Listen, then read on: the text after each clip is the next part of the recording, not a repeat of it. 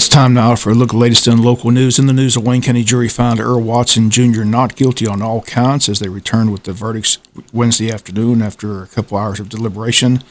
At Watson, defended by defense attorneys Tracy Brown and Eer McCullough in the case, they argued self-defense to the jury. Brown, in his closing argument, told the jury once again that this was not a whodunit case, but a why was it done case. Brown told the jury that Watson had no choice that fateful day that he shot Gary Floyd on Little Creek Road because he feared for his own life as Floyd was high on meth, came charging towards him after the two were having a conversation. Watson fired a warning shot and told Floyd to stop, but Brown demonstrated in his closing arguments to the jury how Floyd kept charging at Watson, and Watson simply defended himself. Brown says the physical evidence proved the case of self-defense, telling the jury that 7 shots were fired, 6 of the shells in one location, but the other shell behind Watson, the shell that came from Watson's warning shot, just as Watson testified to in court. Brown, in his closing argument, pointed to the state's witnesses and the defense witnesses, medical examiners, who both testified that Floyd was in a charging position and was shot from front to back, that there was no evidence of a shot in the back of Gary Floyd. Brown pointed out to the jury that doctors testified that Floyd had a lethal limit of methamphetamine in his system that day, had a meth pipe in his pocket the day he was shot, that doctors testified as meth being the drug of death, that it makes one angry, and that when Watson mentioned his wife to Gary Floyd, telling him to stay away from her, that something snapped in Floyd, and Floyd began charging at Watson in a fit of anger. And Watson's statement that fateful day to this day to law enforcement, to the jury, is that he charged at me, I had no choice. He charged at me, and I had no choice. Brown asked the jury to do the right thing, find Watson not guilty on all charges. That's the verdict from the jury yesterday. After the verdict, we had a chance to talk with the defense attorney, Tracy Brown. Defense attorney Tracy Brown, not guilty on all counts. Looks like the jury believed your defense, self-defense. Bob, evidently they did. We got a not guilty on all counts as charged. We presented the facts, and of course we appreciate the jury's service.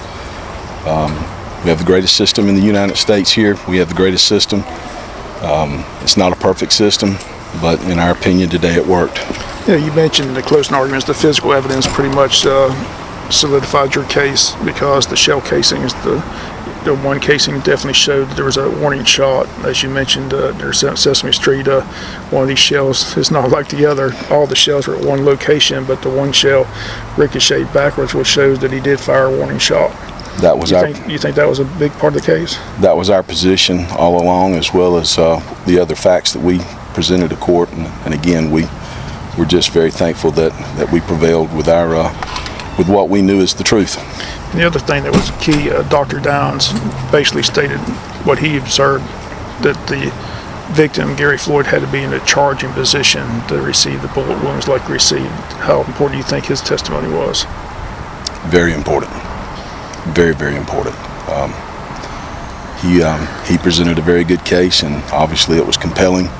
And again, we knew the truth.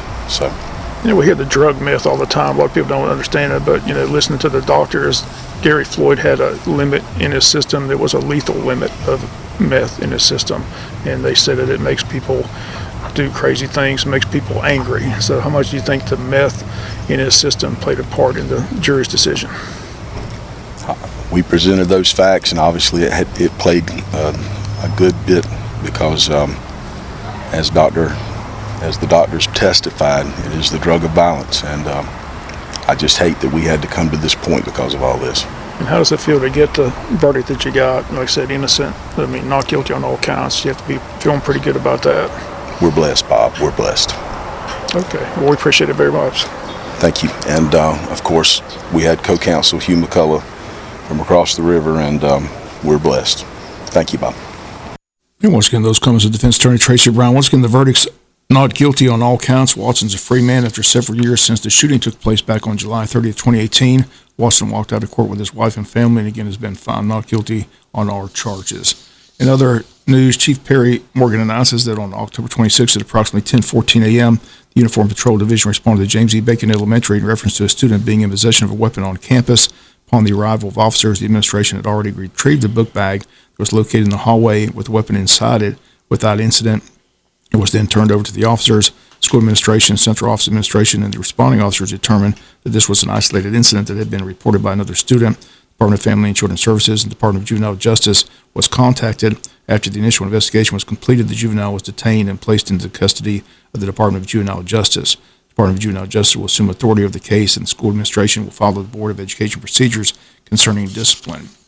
WIFO-FM has learned that the fifth grader who brought the gun to school appeared in juvenile court yesterday, and when asked why he was taking the gun to school, told the court that he had been bullied at school by an older child who had been physically hurting him. He said he had reported this, but nothing had been done, so he said he was going to take care of the situation.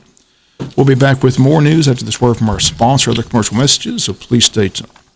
The high school drama department said a region competition day up in Douglas at Coffee County to perform their one-act play entitled Sea Change, in which they performed this past Monday and Tuesday at the K. Cagle Theater for the public.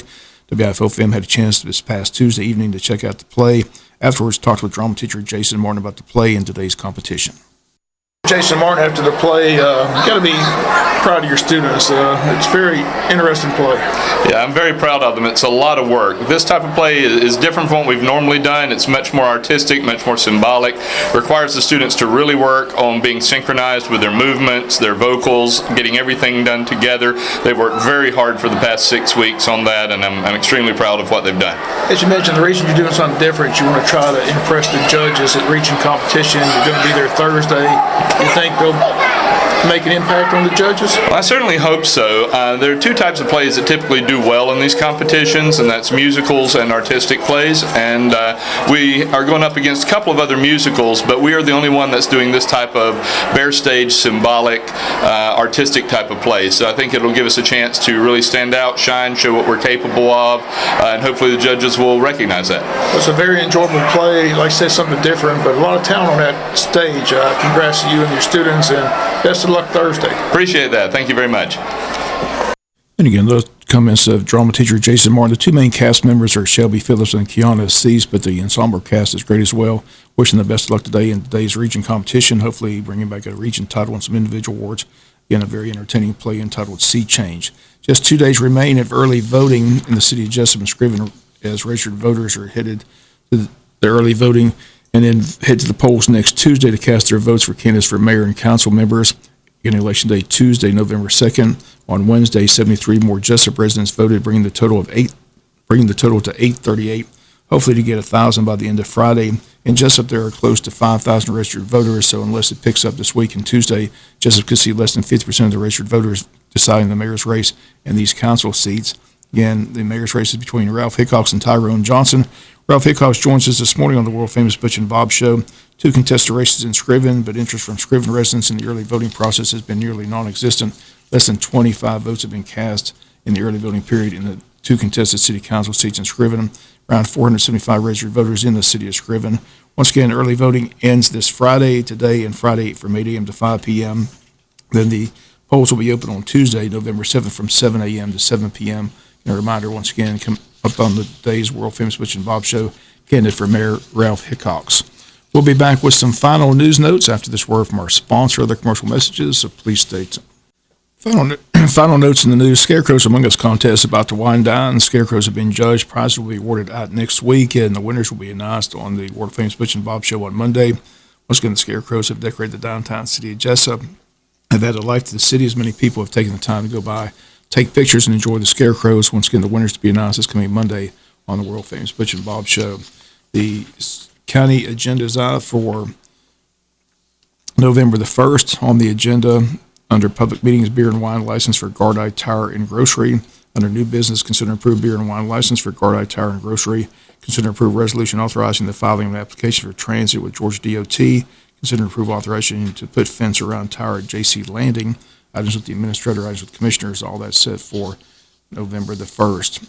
Odom City Homecoming Committee having a free movie night this coming Friday. Tomorrow night, Friday, October 29th, gets underway around 6:30. It's a double feature, the animated Addams Family and the Addams Family 2. Movie starts again at 6:30. They ask you to bring your own chair. Everyone's encouraged to dress up, and candy bags will be given out. We'll be selling hot dogs, chips, popcorn, pickles, boxed candy, and canned drinks from the Odom Townhouse Shelter for the two movies. Again, that's tomorrow night in the city of Odom. And still the time to sign up for this Saturday's Altamar River Fall Leaf Paddle. It's a 9-mile paddle on the Altamar River. Begins at 9 a.m. at Williamsburg Landing on Williamsburg Landing Road. It ends at the Altamont Regional Park in Glenn County. Registration for the event, $10. Children under 10 paddle for free with a registered adult. You can contact the Tourism Board office at 427-3233, or you can go to their website, waynetourism.com. Again, the event set for this Saturday, October 30th, beginning at 9 a.m. That's going to do it for the latest in local news. Sports comes your way in a few minutes. Bob Morganson, have a great day.